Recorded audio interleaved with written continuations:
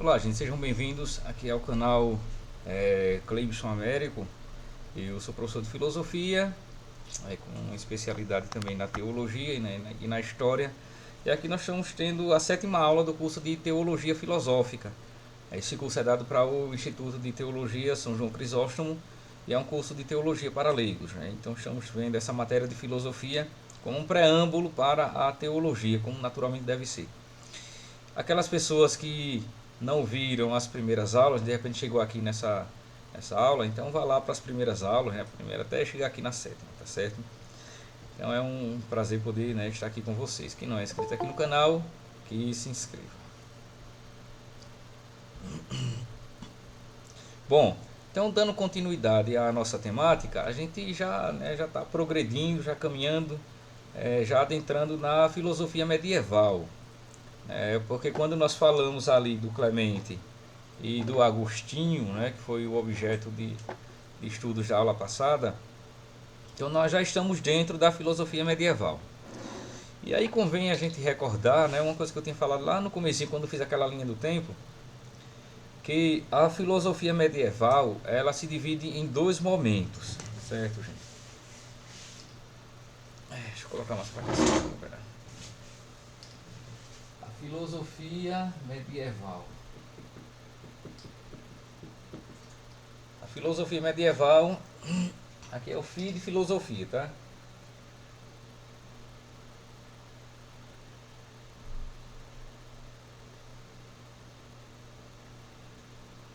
A filosofia. Então a filosofia medieval ela se divide em dois momentos. É a filosofia patrística e a filosofia escolástica. Esses dois momentos, filosofia patrística e a filosofia escolástica.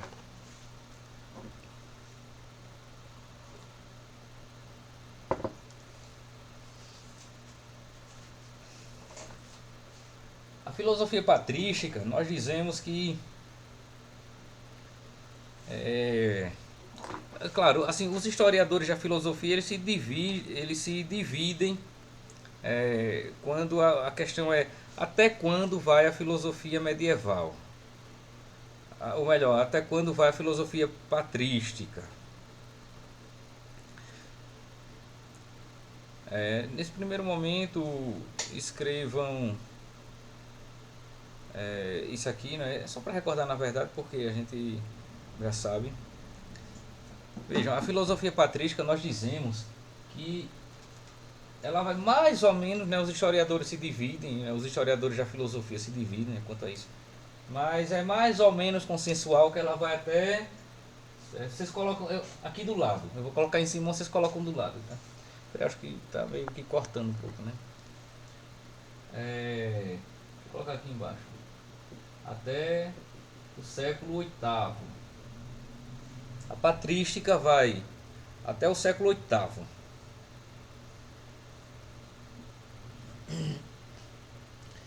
Então ela, naquela linha do tempo a gente viu que ela começa ali pelo século terceiro, século quarto até o século oitavo.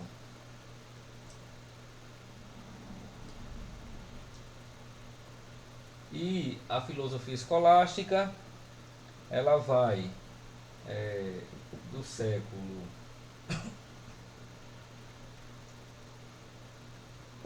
11. Ela tem algumas divisões, eu vou colocar até o 14. Do 11 até o 14, mas ela pode ainda variar um pouco. Às vezes se estende até o 15, né, quando você pensa ali em pensadores como Nicolau de Cusa, né, e outros. Mas mais ou menos até assim, sabe? E a patrística ela vai até o século oitavo, do século terceiro, certo? Vocês podem colocar aqui do século terceiro até o século oitavo, do século terceiro até o século oitavo, e a escolástica do século 11 ao século 14, mais ou menos isso, viu? Isso aqui não é uma opinião unânime, que é estritamente assim, que é rigorosamente assim. Por que que não é assim?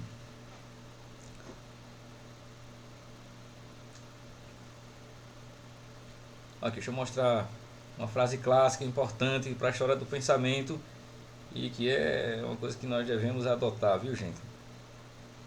Vocês conseguem ler essa frase? Vou botar de cabeça para baixo para vocês. Só sei que nada sei. Pronto, exatamente isso. Eu já ouvi essa frase de algum filósofo. É do Sócrates, né? Só sei que nada sei. É tudo, Sócrates dizia, é tudo que eu sei, é que nada sei. É diante da imensidão do conhecimento, é um negócio tão gigante isso aí, que a gente não sabe nada. A gente procura conhecer a vida toda para tentar saber, né, um milímetrozinho do que a gente pode saber na vida. Né? Bom, É até uma humildade, né, do filósofo, né? é, mas é mesmo. É porque tinham dito ao Sócrates que ele era o sábio mais sábio da Grécia Antiga, né? E o Sócrates não acreditou, ele disse, mas não pode ser, porque na Grécia haviam alguns sábios. Aí ele começou a consultar esses sábios para ver, né, que eles realmente eram sábios, para testar, né, para investigar isso aí. Só que ele ia fazendo perguntas e os sábios não iam respondendo muitas delas, né? Eles começavam a se embaraçar e depois o Sócrates começava a constatar que os que eram tidos como sábios, na verdade não eram. Eram apenas aparência, era apenas fama de sábio, mas na verdade não eram aquelas pessoas sábias, inteligentes que se diziam que consideravam, né? Aí neste sentido é que o Sócrates, depois de investigar todos esses sábios, chega a essa conclusão. Eu acho que talvez realmente eu deva ser o único sábio da Grécia, ou o mais sábio da Grécia, porque eu sou o único que sei que não sei. Porque os outros não sabem e pensam que sabem. E eu não, eu sei que eu não sei, pronto. Isso fazia de Sócrates realmente um gigante, né? Porque é pela consciência do não saber que ele procurava saber. Enquanto que os que eram tidos como sábios achavam que sabiam e não procuravam mais o conhecimento. Compreendem? Bom, aí a Thaís pergunta aqui, esse período entre o século... esse período é um período de transição, Thaís. Do século VIII para o século XI é um período de transição. Fala um pouquinho sobre ele. O Miguel, né? Do século VIII até o século XI. Qual era a filosofia dominante no pensamento cristão? Era a filosofia de Agostinho, viu? Esse período, gente, entre o século VIII e o século XI é um período de transição em que o que predomina aqui é o pensamento de Santo Agostinho, né? Porque o Agostinho, ele está no século V, certo? O Agostinho está no século V, gente. E aí vale destacá-lo, certo? Santo Agostinho, ele é do século V. E Santo Tomás é do século XIII. Compreende, Miguel? Compreende, Thaís? O Jonas chegou, a Aldivânia, né? O Pedro. Depois me lembrem de colocar a chamada de vocês, viu? A Graça chegou também. Boa noite. Tudo bem, Aldivânia? Bem-vinda. Boa Napoleão. noite. Boa noite, gente. Aí veja, esse período patrística, por que chamam de patrística a este período? A palavra patrística, né, eu já mencionei isso em algum momento para vocês, deriva da palavra patri. A palavra patri deriva em latim da palavra pater, que significa pai. Certo? Então a palavra patrística tem a ver com pais. Pais, né? Os pais. Pater. Em latim é pater. Certo? Pater. Pater, patri. Pai.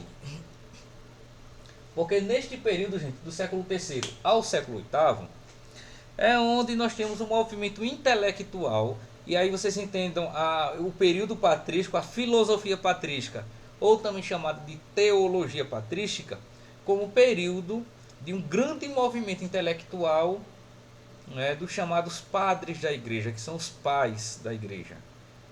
Né? Os pais no sentido de os grandes pensadores, os grandes sábios da igreja, os grandes doutores da igreja.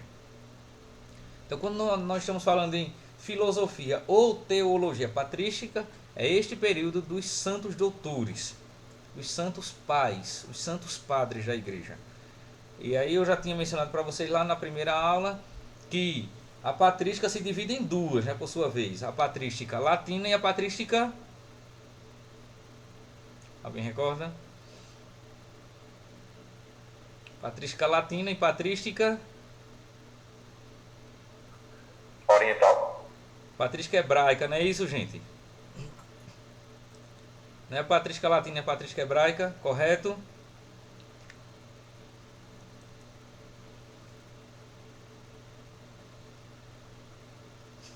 Olha, já vocês caem na prova.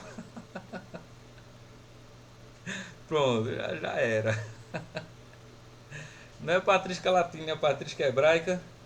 Alguém diga ou escreva aí se é, se não é. Não é não, Ana.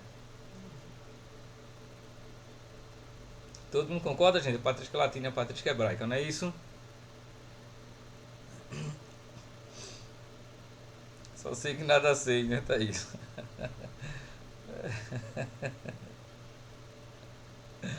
Só levanta assim a mãozinha quem concorda, né, com essa retomada aí, né? Vou botar isso na prova. Não, não, gente. Eu dizer aqui pra vocês. Não é não, viu? Não é patrística latina e patrística hebraica, não. É patrística latina e patrística... Diga, Ana, você sabe. Grega, exatamente, Thaís. É a patrística latina e a patrística grega, viu? Vocês podem até colocar aqui a patrística latina e a patrística grega. Vocês podem colocar latina e grega. Patrística latina, coloca uma setinha para latina, uma setinha para grega. Que são os chamados padres latinos e os padres gregos. E por que chamamos estes padres, né? E olha, gente, quando eu falo padres, né? Quando se fala em padres aqui, não quer dizer padres sacerdotes, não, viu? Não é isso que quer dizer, não. Quer dizer doutores, os pais, os sábios, os teólogos, os grandes teólogos da igreja. É isso que quer dizer quando nós falamos em padres, tá certo? Que a tradição protestante, né? O pessoal protestante usa mais a palavra pai, né? Os pais da igreja. Para não dizer padre, que é uma palavra muito católica, né? Eles dizem os pais da igreja. Mas é a mesma coisa, tá certo? E estes pais da igreja, os padres da igreja, se dividem em latinos e grego. Por quê? Porque a igreja também se divide, até hoje na verdade, se divide em duas, viu? A igreja ela tem duas vertentes, a vertente latina e a vertente grega. Só que nessa época era muito mais acentuado. Hoje tem sobretudo no mundo grego, né, a igreja grega tem diversos ritos. Isso também deriva da liturgia, porque a liturgia ela tem essa divisão, a liturgia latina e a liturgia grega. Mas a grega tem vários ritos. Tem a greco-melquita, tem a siríaca, tem a grego-ortodoxa, enfim, tem vários ritos litúrgicos. Assim também se dividia as escolas filosóficas, as escolas teológicas de pensamento. Compreendem? Então, a latina não, a latina ela era muito mais unívoca, né? A patrística latina, os padres latinos e a igreja latina é muito mais unívoca, sobretudo porque só tinha um patriarcado aqui no ocidente, né? No mundo latino. O mundo latino era um mundo onde se falava o latim, viu, gente? Por isso que chamamos de patrística latina, de igreja latina, porque a língua que predominava era o latim. Era a língua de Roma, era a língua da Europa, a língua dos povos que foram colonizados pelos europeus, e tudo isso nós chamamos de mundo ocidental. No mundo ocidental predomina o latim. Até hoje, você vê que o português é uma língua neolatina. Português, francês, italiano, espanhol, são línguas latinas, né? Neolatinas, porque derivam do latim. E por quê? Porque isso foi conservado pela Igreja Latina. A Igreja Católica Romana ela tem como língua oficial até hoje o latim. Isso inclusive está repetido Viu, Thaís? Inclusive está repetido no Vaticano II, né? No Conselho, nos documentos do Conselho Vaticano II, agora na década de 60, né? Documento como a Sacrosanctum Concilium, né? Que é para a liturgia. Lá está dito que a língua oficial da liturgia católica romana é o latim. E que se permita o vernáculo, ou seja, que se permita a língua nacional, né, de cada país, que se permita, mas a língua oficial da Igreja de Roma é o latim até hoje, né, razão pelo qual o latim não deve sumir da Igreja, ou não deveria sumir da Igreja, sobretudo em alguns momentos, em algumas orações, dar a bênção, né, dar a bênção em latim, às vezes cantar o Pai Nosso em latim, o texto em latim, né, não deveria sumir totalmente, porque é a língua oficial, mãe da Igreja. É a língua que a Igreja herda do Império Romano e conserva, né, para si como uma língua oficial e espalha isso para o mundo onde ela esteve. E o rito litúrgico da Igreja, inclusive, né, é chamado de rito latino. Nós somos cristãos de rito latino. Se você fosse conversar com um cristão ortodoxo, ele ia perguntar: você é cristão de quê? De que rito? Aí você tinha que dizer do rito latino, porque a nossa língua é o latim. Tá claro isso, gente?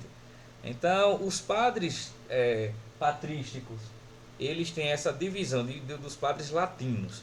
E dentre os padres latinos, né, dos padres que falavam latim, que é da tradição latina, o maior deles é Santo Agostinho. Agostinho é o maior dos padres latinos. Mas além de Agostinho tem outros grandes nomes, né? Agostinho é apenas um deles. Mas tem vários outros nomes, tá? E nós temos, por outro lado, a patrística grega, que são os padres que estão mais a oriente. Que nesse sentido poderia chamar de patrística oriental. Né? A gente poderia também fazer essa divisão: patrística ocidental, Felipe, e patrística oriental. Né? Aí na patrística oriental, que é a patrística grega, lá predominou e predomina até hoje a língua grega. Nos textos filosóficos, nos textos teológicos, nos ritos litúrgicos, né, nas celebrações litúrgicas, eucarísticas, predominou ainda, e ainda é o grego. Né? O grego é a língua oficial dos ritos gregos. Então tudo que se fazia lá era em grego.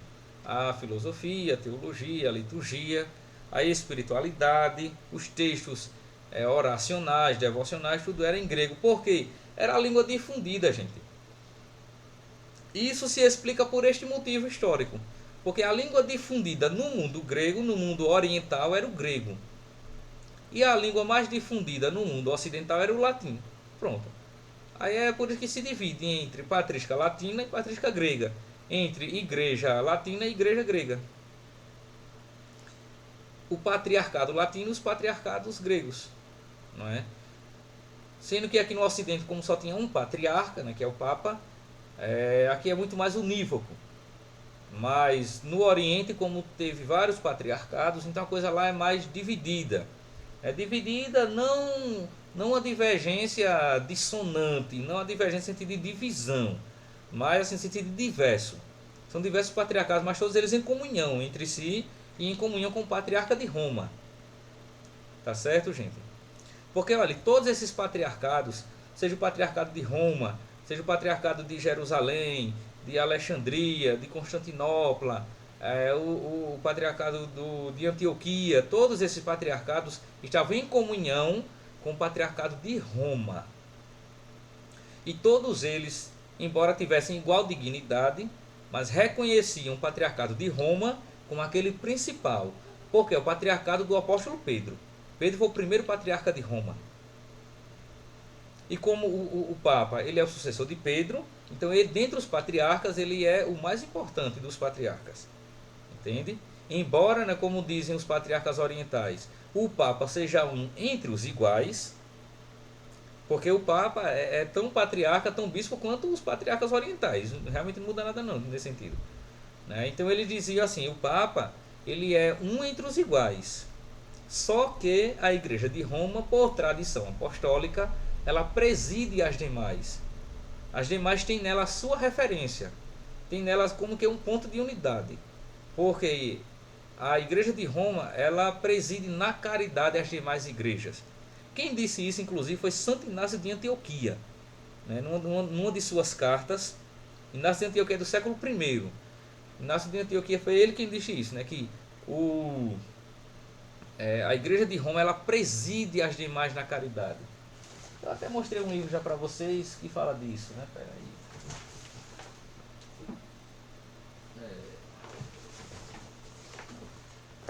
Inácio. Que Inácio de Antioquia, né? Eu mencionei ele para vocês, eu acho que na primeira aula. Santo Inácio de Antioquia, ele foi sucessor de Pedro, do apóstolo Pedro, em Antioquia. Porque Pedro, antes de ir a Roma, Pedro vai para Antioquia. Passa um tempo em Antioquia, né, com o bispo de Antioquia. E depois Pedro vai a Roma. E quando Pedro vai a Roma, depois quem sucede a ele vai ser, em Antioquia, vai ser Inácio, Santo Inácio. Tá certo? Então ele tem umas cartas muito bonitas, é um negócio de uma espiritualidade realmente incrível. As cartas de Santo Inácio de Antioquia. Carta aos Romanos, ele escreve uma carta aos Romanos, um negócio bonito, viu? Um negócio realmente muito bonito. Aí tanto neste livro aqui, Os Padres da Igreja, quanto a Antologia dos Santos Padres, nós temos trechos, né, das cartas de Santo Inácio, onde ele fala disso, né, que a Igreja de Roma ela preside as demais igrejas na caridade. Tem uma carta de Santo Inácio, deixa eu só pegar aqui para você. Eu estou lendo desse aqui, vou ver desse aqui, a Antologia dos Santos Padres, que é uma edição antiga da Paulina que não se publica mais. Se você for comprar esse livro aqui, você só acha em estante virtual ou loja de livros usados, assim online, né? Mas você não acha ele novo mais não. Isso se achar, viu? Porque quem tem segura, porque já como não se publica mais, né? A Antologia dos Santos Padres.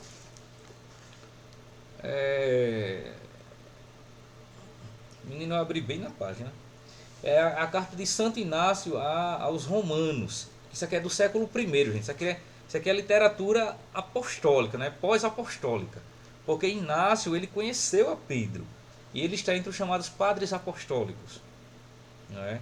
Aí Inácio diz o seguinte, olha. Inácio, também chamado de Teóforo, a Igreja de Deus, que recebeu misericórdia pela magnanimidade do Pai Altíssimo e de Jesus Cristo, seu Filho unigênito. A Igreja amada e iluminada pela vontade daquele que quis tudo o que existe, segundo a caridade de Jesus Cristo, nosso Deus. A Igreja que preside na região dos romanos, digna de Deus, venerável, bem-aventurada, louvável, digna de triunfo. A essa Igreja pura, posta na presidência da caridade, seguidora da lei de Cristo e adornada com o nome de Deus, saúde em nome de Jesus Cristo, Filho do Pai. E aí segue toda uma recomendação, né, uma exortação que ele está fazendo à Igreja de Roma, porque ele tinha sido preso e ia ser levado a Roma. E antes de ser levado a Roma, ele escreve essa carta para os cristãos de Roma. E pediam, inclusive, que não impeçam o martírio dele, porque ele ia ser martirizado. Né? Ele foi comido pelos leões, né? Lá os romanos, né? O pessoal do Império Romano. Deixou os leões uma semana sem comer, com a fome de leão mesmo. E depois de uma semana jogou Inácio para os leões comerem. Imagine, negócio sério, né? Inclusive tem uma palavra de Santo Inácio que diz o seguinte, isso aqui ainda na carta aos Romanos, ele diz assim, olha, Oxalá chegue eu às feras que me estão preparadas, oro para encontrá-las bem ávidas, e se for necessário agradá-las-ei, para que me devorem depressa, e não façam como diante de certos cristãos, atemorizadas, nem ousaram tocá-los. Se não me quiserem espontaneamente, eu mesmo as forçarei. Tende piedade de mim, conheço bem o que me é preferível.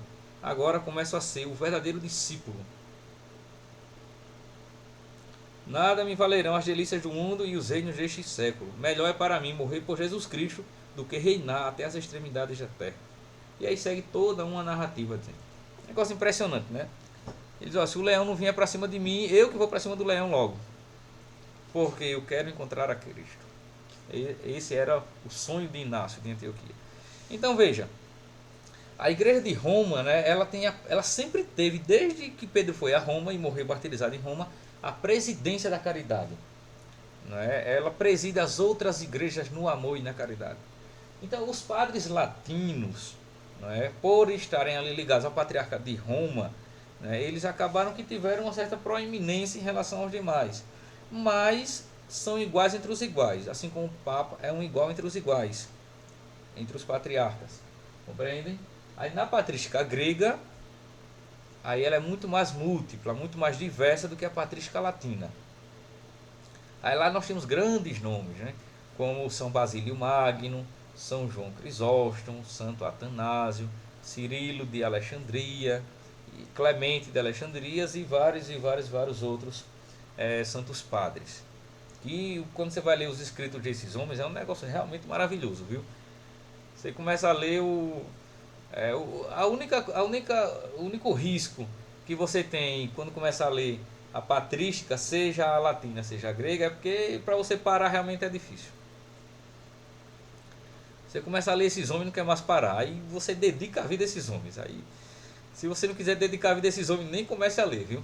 Porque se você começar a ler, você vai mergulhar nesse negócio aí e nunca mais sair.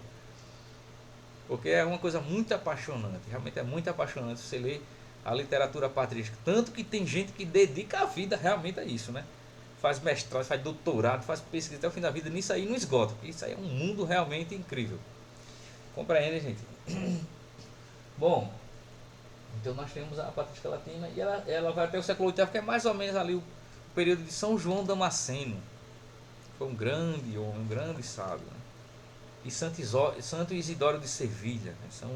Estão entre os últimos padres patrísticos.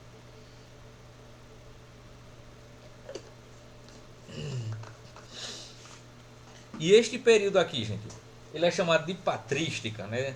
Em referência aos patres, aos pater, aos pais da igreja, porque é neste período em que os fundamentos da teologia católica estão sendo construídos. Todo o alicerce da teologia católica está sendo construída neste período aqui, viu?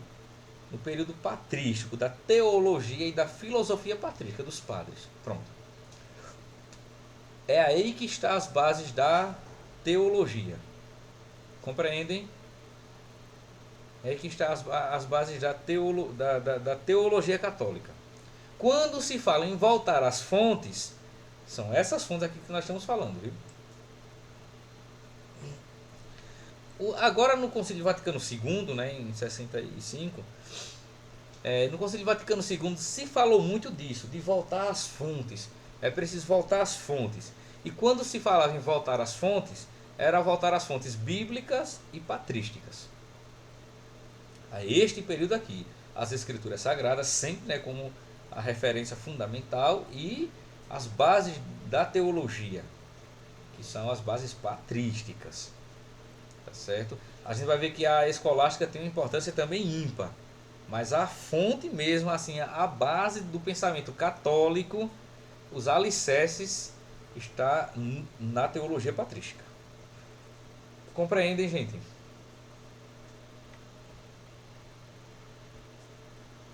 Até aqui está claro? Querem perguntar qualquer coisa? Pedro, Alisson, Ana, Paulo, Miguel, Jonas, Débora, Manuel, José, Érica e Aldivane e a Graça. Tá indo tudo claro, gente, para vocês? Estão conseguindo pegar isso aí, né? Tá, sim. Bom, então vamos adelante. Eu preciso estudar mais um pouquinho. Oi? Ler mais. Preciso ler mais. Mas eu chego lá. Pois é, mas isso aí é negócio para a vida toda, viu, Aldir? O negócio é começar. Não é que a gente tá lançando apenas as bases disso aí. O negócio é começar. Né? Quando nós começamos, a gente realmente tende a não parar. E isso é uma coisa que dura para a vida toda, viu? Isso aí não acaba não. A gente dedica a vida a isso aí e realmente não tem fim não, viu?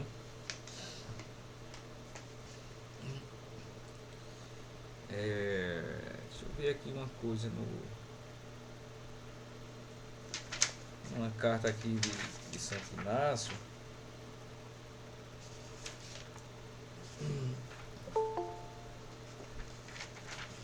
chegando, é o Rodrigo.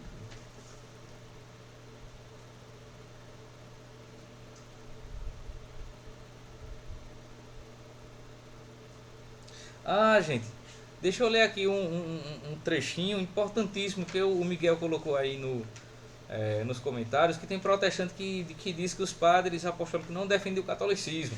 Isso é uma colocação bem importante, viu, gente? E eu quero ler um trechinho da carta de Santo Inácio de Antioquia aos esmirnenses, a comunidade de Esmirna, que é uma comunidade inclusive citada no Apocalipse. É uma comunidade fundada por João, né? Citada lá no Apocalipse, a comunidade de Esmirna. Então, a comunidade de Esmirna, a comunidade dos esmirnenses. E Inácio, ele escreve uma carta aos esmirnenses, certo, gente? E isto no século I. Veja, é literatura pós-apostólica, assim, de gente que conviveu de perto com os apóstolos. Isso aqui é literatura assim clássica de altíssimo nível de espiritualidade e de importância.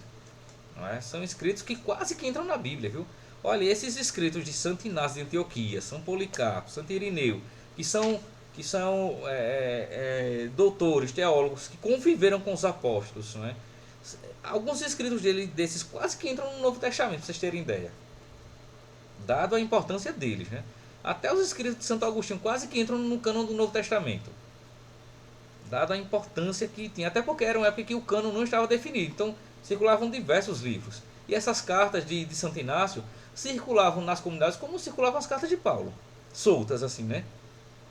Porque Paulo tinha escrito uma carta aos romanos, Santo Inácio também escreveu, Clemente de Roma também escreveu, enfim. Então ninguém sabia qual era canônica e qual que não era canônica. Aí veja, tem uma carta de Santo Inácio aos Herminenses que ele diz o seguinte, olha, isso aqui vocês gravem, que isso aqui é uma informação para vocês lembrarem a vida toda, viu? Século I, diz lá Santo Inácio. Segui ao bispo, vós todos, como Jesus Cristo ao Pai. Segui ao presbítero, como aos apóstolos. Respeitai os diáconos, como ao preceito de Deus. Aqui já se sobressai uma coisa importante, que é a hierarquia, né? Você vê que a hierarquia aqui já no século I já estava bem claro o que era, o bispo, o presbítero e o diácono. Como é ainda hoje, né? Os graus da ordem sacerdotal, são os 3 graus da ordem. O episcopado, né? O bispo, o presbiterato, o presbítero e o diaconato, o diácono. Continuando. Ninguém ouse fazer sem o bispo coisa alguma concernente à igreja. Como válida só se tenha a Eucaristia celebrada sobre a presidência do bispo ou de um delegado seu. Veja, isso aqui tem uma coisa importante, né? Que toda Eucaristia que for celebrada, toda missa que esteja em comunhão com o bispo. É por isso que até hoje, em toda missa se pronuncia o nome do bispo e do papa, lembram? Lembrai-vos, ó Pai, da vossa igreja, que se faz presente pelo mundo inteiro, que ela cresça na caridade com o nosso bispo, no caso aqui em Alagoas, né, Dom Alberto, aí Dom Rui, Dom José Rui, com o Papa Francisco, porque aquela Eucaristia, qualquer Eucaristia, só é legítima se ela estiver em comunhão com o bispo e com o Papa. Do contrário, é ilícita. Entende? Ela é ilícita. Pode até ser válida, mas é ilícita, porque para ela ser válida e ilícita, ela tem que estar em comunhão com o bispo diocesano e com o Papa. Isso é costume do século I. Eles eram contemporâneos dos apóstolos. Pronto, Inácio é contemporâneo de João. Porque João ele morre quase que no ano 100, pelo ano 95, 96, por ali assim. Inácio é dessa época. É contemporâneo de João Apóstolo. Alguns apóstolos morreram logo, né? Tipo, foram martirizados. Tiago, pelo ano 44, por ali assim. Pedro, ano 65. Paulo, por ali 64. Não é? Então, eles morrem mais ou menos por essa década, 60, 70. O último que morre dos apóstolos é São João. Porque como ele era o mais novo também, viveu mais tempo e porque ele não foi martirizado. Ele morre exilado lá na ilha de Patmos, né? Então, ele vive até final do século I. Quase que, sei lá, acho que uns 80 anos, 90, mais ou menos isso João vive, né? E ele morre de velhice e exilado. Foi o único que não foi martirizado, né? Os outros foram. Aí diz ele, né? como válida só se tem a Eucaristia celebrada sob a presidência do bispo ou de um delegado seu. A comunidade se reúne onde estiver o bispo. Isso aqui é uma frase clássica que eu vou dizer agora, viu, gente? A comunidade se reúne onde estiver o bispo. E onde está Jesus Cristo, está a Igreja Católica. Isso aqui é um escrito do século I. Veja, no século I, a igreja já era chamada de católica. Essa informação histórica ela tem uma importância gigantesca. Onde está? Veja, a comunidade se reúne onde estiver o bispo. E onde está Cristo Jesus, está a Igreja Católica. O primeiro cristão, inclusive, a usar o termo católica foi Santo Inácio. É a primeira vez que a igreja é chamada de católica. É nesse escrito aqui de Inácio de Antioquia, na carta de Santo Inácio aos Esmirnenses. Deixa eu escrever isso aqui.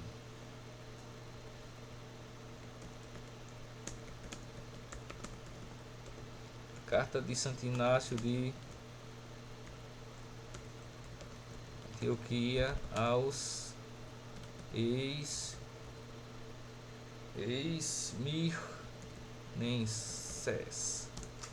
Pronto. Que isso aqui vocês encontram até em PDF, viu, gente? Vocês façam o seguinte, né? Como um deverzinho de casa, né? Vocês leiam essa carta de Santo Inácio. Leiam a carta aos romanos e leiam a carta aos Esmirnenses.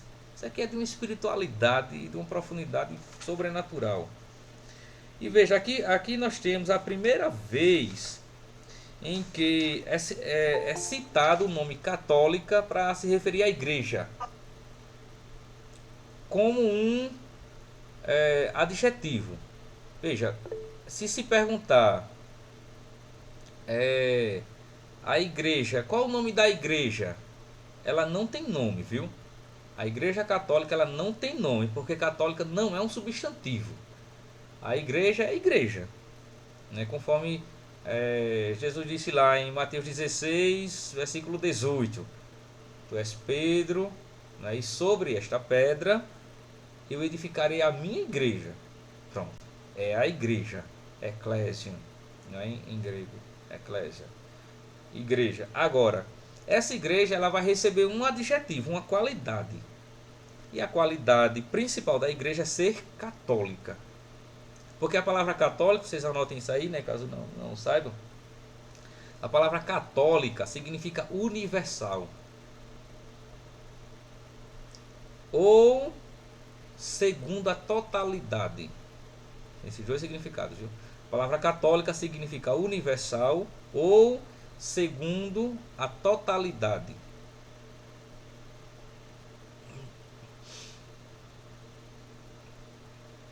Universal no sentido de que ela está aberta para todos. Não é? Ela é universal, está aberta para todos. E segundo a totalidade, porque todos os meios da revelação e da salvação estão nela. Entende? Todo o depósito da fé, da revelação de Deus está na Igreja Católica. A verdade integral, total, está nela. Então ela detém todos os meios da revelação e da salvação. É por isso que na carta a Timóteo, Paulo fala, né, a Timóteo para ele guardar o bom depósito da fé, o depósito fidei. E esse depósito da fé é justamente a revelação de Cristo. Guarde isso integralmente, porque isso é um patrimônio da igreja. Então ela é segundo a totalidade, né? Ela não tem apenas partes da verdade, não tem apenas sementes da verdade, como tem as outras igrejas não católicas ou as outras religiões, que tem apenas alguns fragmentozinhos da verdade. Não, a totalidade da verdade, a totalidade dos meios de salvação e da revelação estão na igreja que é católica. Entende? Então, católica é um adjetivo, é uma qualidade da igreja. E o primeiro a dar esse adjetivo à igreja foi Inácio de Antioquia, nessa carta aqui que eu li para vocês. É a primeira vez que surge esse termo católica para se referir à igreja. E isso foi pelo ano 107 ou 110, viu, gente? Mais ou menos isso, 107 ou 110. É esse escrito de Inácio. E é a primeira vez que aparece o nome da igreja como católica, né, o nome no sentido de qualidade, adjetivo.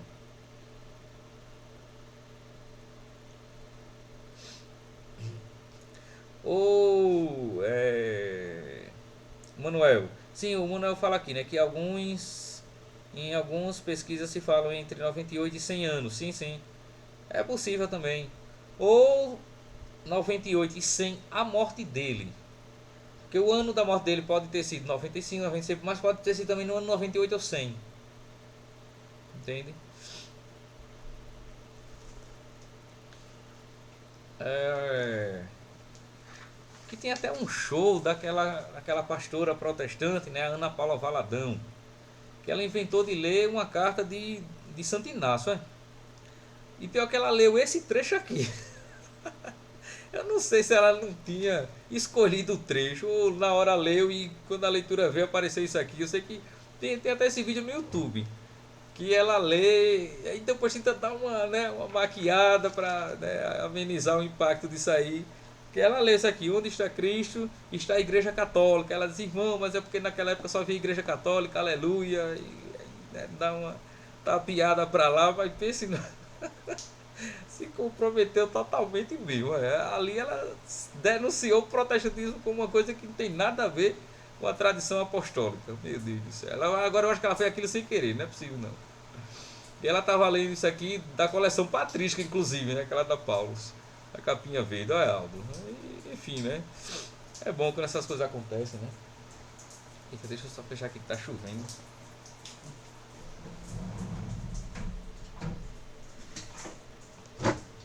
Bom, tá claro isso, gente. Inclusive lá no meu canal eu tenho um vídeo em que eu, na verdade são uma sequência de 3 vídeos, eu não digo lá, depois vocês podem dar uma olhadinha lá. Aí um é assim: porque a igreja é una, que são os atributos da igreja, né? Porque a igreja é una, porque a igreja é santa, porque ela é católica e porque ela é apostólica. Aí, são 4 vídeos na verdade. Aí tem lá no meu canal vídeos assim de cerca de 10 minutos e vocês podem dar uma olhadinha lá que eu explico um pouco mais sobre isso aí, tá certo? Bom, então este movimento aqui da patrística, né? Aqui nós temos os pais, né? Nós temos os fundamentos, os alicerces da teologia católica, da doutrina da igreja. Quando falamos em teologia, estamos falando da doutrina da igreja. Tá certo, gente? A doutrina que nós professamos até hoje, né? E dentre os padres latinos e gregos, o maior de todos os padres da igreja é Santo Agostinho. Viu? Quanto a isso não se tem dúvidas. Agostinho é o maior dos padres da igreja.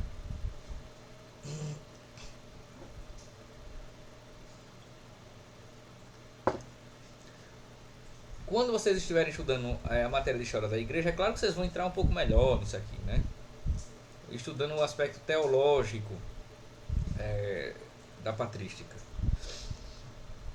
Aí entre as preocupações filosóficas desse período, aí nós vamos ter a preocupação em relação à liberdade humana, a influência do pecado sobre o homem, a moralidade cristã, não é? Temas como a alma e o espírito, né? Como é que surge a alma no ser humano, quando é que a alma é colocada no homem, que era uma das questões que Agostinho se impunha. Como é que a alma é colocada no homem? Será que é por transmissão? Será que são os pais que nos conferem a alma? Será que foram os nossos pais que nos deram a alma? Será que quando a concepção, né, o encontro do óvulo com o espermatozoide, será que dali, a questão é como é que surge a alma? Porque dali começa a vida humana. A vida humana começa na concepção. Não é no terceiro mês, não é quando se faz o coração, o sistema nervoso, nada disso. A vida humana começa na concepção.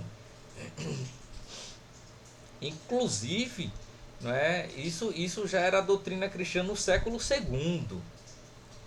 Veja, bem no comecinho mesmo, já se dizia que a vida humana começa na concepção, que é quando o óvulo se encontra com o espermatozoide. Ali começa a vida humana.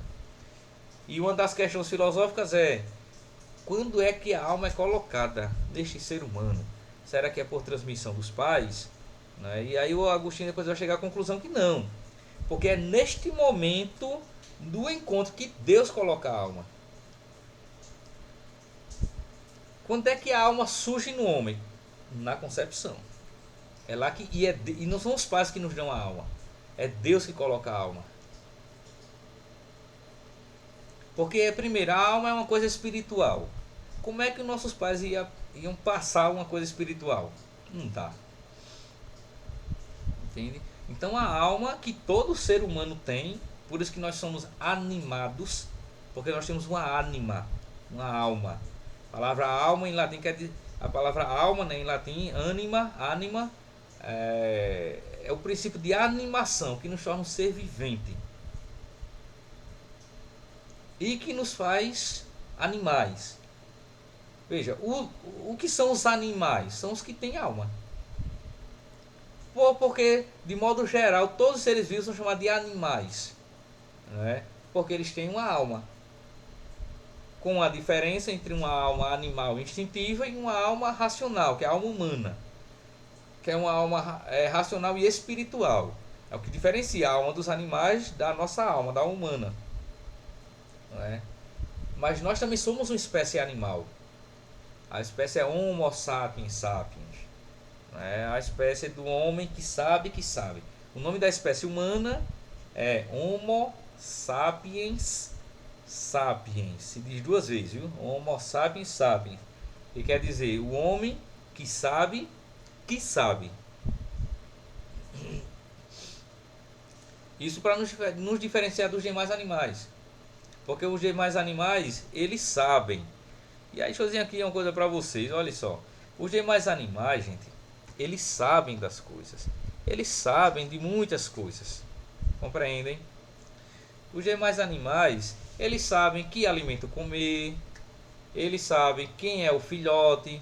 Eles sabem quando se acasalar. É um saber instintivo. É um saber instintivo, mas eles sabem. Tipo um animal doméstico, ele sabe quem é o seu dono. Não é? Se alguém aqui criar um cachorro, um gato, ele sabe que é você o seu dono. Ele não vai lhe confundir. Né? Ele não vai lhe confundir jamais. Ele sabe quem é o ladrão que pula o seu muro. Ele também sabe. Então, os animais eles sabem de alguma coisa, infimamente, mas sabem de alguma coisa. Só que eles não sabem que sabem. E o ser humano, diferentemente, ele sabe e ele sabe que sabe. Nós temos o poder da autorreflexão. Só nós temos essa capacidade da autorreflexão, de saber que sabemos. Entende? Então você vê, se você vê uma vaca, quando ela, se você coloca lá um pudim de leite condensado com pizza e capim do lado, a vaca não vai querer saber do pudim de leite condensado, não é? Aí ela não vai, ela vai querer saber do capim, porque ela sabe qual é o alimento dela. Compreende? Já o ser humano não, nós sabemos que sabemos. O nosso saber não é puramente instintivo. A alma humana, ela tem um saber racional. É por isso que Aristóteles definiu o homem como um animal racional. E que Santo Tomás, aqui na Escolástica, vai repetir isto. Né? O homem, ele é um animal racional. Um zoologicon. Certo, gente? O homem é um zoologicon.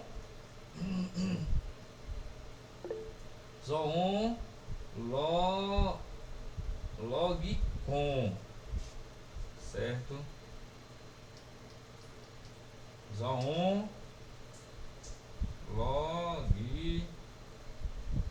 O homem é um zoologicon. É um animal. Zoon quer dizer animal. Zoó, né? É um animal racional. Tá certo? O homem é um animal racional. Diz, Manuel.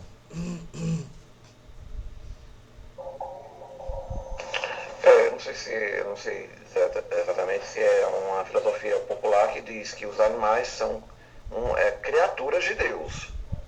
E nós somos racionais, seres humanos, racionais homo sapiens. Mas aí essa é novidade, assim, eu nunca tinha escutado porque dizia, os animais são criaturas, é a diferença. Criaturas, são a imagem e semelhança. Sim, sim. Aí temos uma alma. Então, aí foi Pronto. uma novidade. Deixa eu explicar melhor isso aí então. Veja, que nós também somos criaturas, né? E tanto eles quanto nós somos criaturas. Que é o batismo que nos tira da condição de puramente criatura para nos tornar filhos, herdeiros, né? Mas e por que somos criaturas? Porque fomos criados, assim como os animais. Na verdade, tudo é criatura, as plantas, tudo é criatura de Deus, né? O próprio universo é uma criatura de Deus. Então, nesse sentido, criatura é um termo geral para tudo que Deus fez. Tudo é criatura de Deus, os astros, os animais, as plantas, tal. No caso dos seres vivos, no caso os animais, nós, juntamente com ele, porque também somos animais, né? Pensem sempre assim, quando eu falo os animais, nós todos junto com os demais animais. E as plantas. Todos nós somos seres vivos. E para sermos seres vivos, nós temos que ter uma alma. Porque a alma é aquilo que torna a matéria uma coisa animada, uma coisa vivente. Tanto que, tipo, quando um animal morre, ou quando o ser humano morre, ele está sem a sua alma. Ele está desanimado. Entende? É onde ele quando perde a sua alma, quando ele está na ausência de sua alma, o nome disso é morte. A morte é a ausência da alma. Compreendem? O sopro divino. Oi? O sopro divino. Isso, é o sopro. Né? Que Deus assoprou na narina, né? Isso. De Adão. No caso do homem, né? Então, agora, o que é que diferencia a alma do homem da alma dos outros animais? Porque a nossa alma é uma alma racional e espiritual. Nós somos capazes do pensamento racional e somos capazes da vida espiritual. E é por causa que nós temos a racionalidade e a espiritualidade como características fundamentais da nossa alma que nós produzimos religião, temos fé, temos saudade de Deus, produzimos cultura, civilização e tudo mais, né? Intelectualidade, enfim, né? Porque a nossa alma ela é racional e espiritual. E já a alma dos animais é uma alma puramente instintiva, é uma alma sensitiva, essa é a palavra correta. A alma dos outros animais é uma alma sensitiva, é uma alma para tornar aquele corpo, né, apenas um corpo vivente, um ser vivo, mas sim a capacidade da racionalidade e da espiritualidade. Essa doutrina da alma, gente, ela já tinha aparecido em Aristóteles. Aristóteles já falava das três almas: a alma racional, que é a do homem, e vocês escrevam isso aí. Aristóteles falava em três almas: a alma racional, que é a alma do homem, a alma sensitiva, que é a alma dos outros animais, e a alma vegetal, que é a alma das plantas.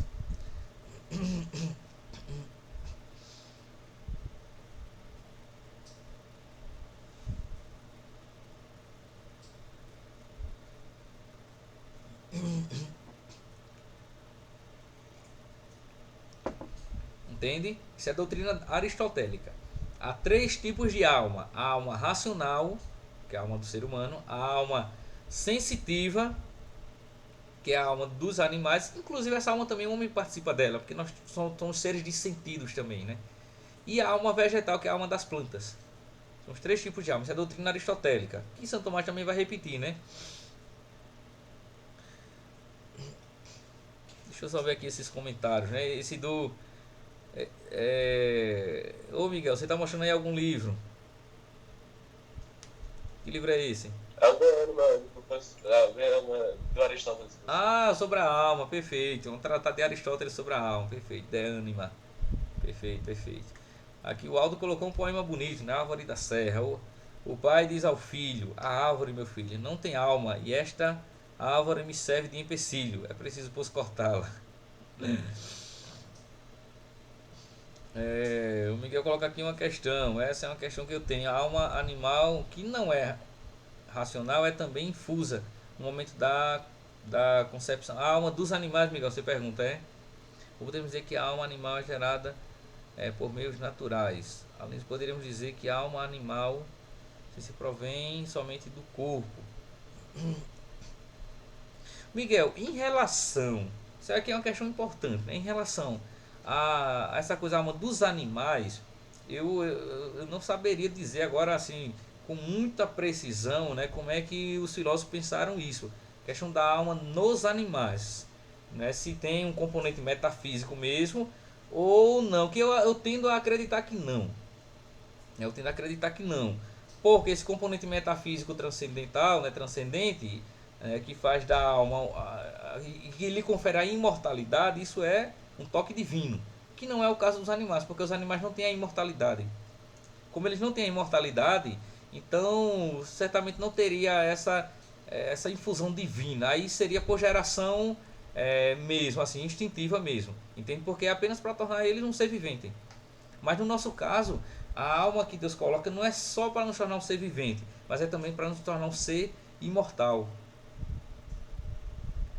Entende? E aí com tudo que disso decorre, né?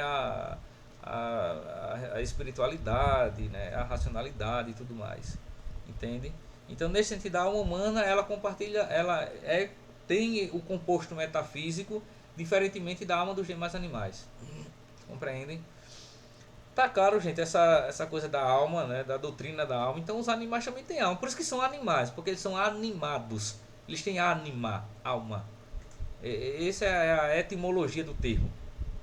Alma, anima. Então a alma racional, a alma sensitiva e a alma vegetal. Certo? Bom, vamos tomar um cafezinho pro recreio, né, gente? Que já tá na hora da gente ir pro recreio. Vai só dar uma paradinha aqui, vocês continuem na sala mesmo, só aqui interromper a gravação. Então não vou mais dizer amanheci desanimado, porque eu amanheci sem a alma. Pois é. Seria basicamente isso, né? Se eu tô desanimado, eu tô sem alma, né? Mas é justamente isso, veja, quando nós dizemos assim, nós estamos animados, ou seja, nós estamos com aquele princípio vital da vida, né? Da animação, da alma bem viva. E desanimado é como a gente tá, né, cabisbaixo ali, a alma tá bem murchinha, né? Bem pionga, né? Como a gente diz por aqui. Então, veja, tem tudo a ver isso aí, né, Paulo? Pois é, vamos tomar um chá. Vamos lá pro recreio. Daqui a 5 minutos a gente volta, viu, gente?